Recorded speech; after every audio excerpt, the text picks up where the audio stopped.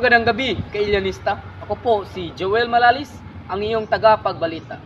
Para sa mga nagbabagang balita sa oras na ito, 18 anyos na babae, inasa at pinatay natakbuhan sa Kalsada sa report ni Mr. Manilios.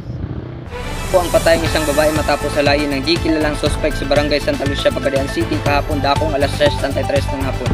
Sa inisyal na investigasyon ng Pagadian City Police Office, ang biktima ay isang grade 11 students, 18 taong gulang at residente ng barangay Makasing, Pagadian City. Ibinunyag ng ina ng biktima na nawala ang kanyang anak bago ang Pebrero 20, 2024 nang makiusap ito na sumama sa kanyang mga kaibigan upang maligo sa dagat. Sa ngayon, nagpapatuloy ang masusing investigasyon ng Pagadian City Police Office para matukoy ang salarin sa pagpatay at panggagahasa sa isang minor de edad. Mula dito sa barangay Santa Lucia, nag-uulat Jaire Romanilios.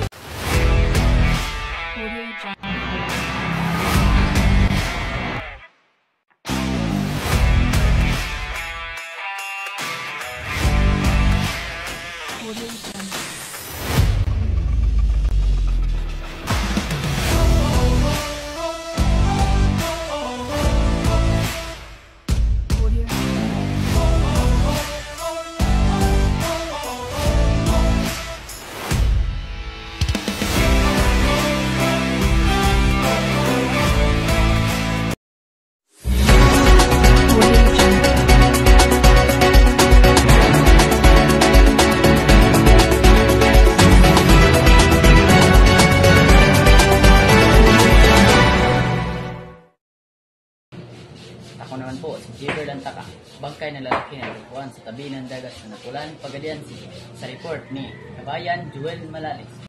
Nagbabagang balita sa oras na ito.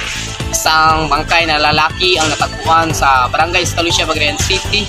Walang pagkakayanlan ng biktima, tinatagyang may taas na 5'4 at 5'6", sa edad na 50 at 55.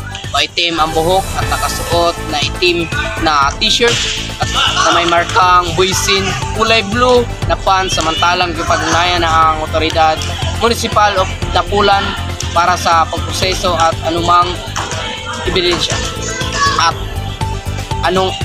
kung may foul play sa pagkamatay ng biktima.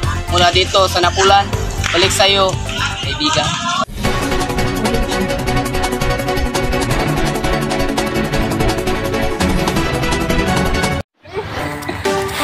Rebes ko, may pasobra dahil special ka. Simulan mo na may pasobra. Simulan mo na may pasobra.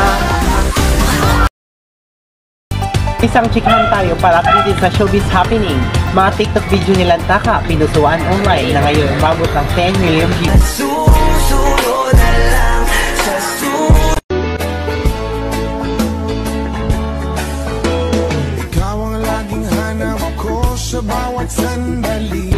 Mga kailyanista, maging updated para sa showbiz happening. Anumang oras, ako po sa Erica Kalansan, Chika Mini.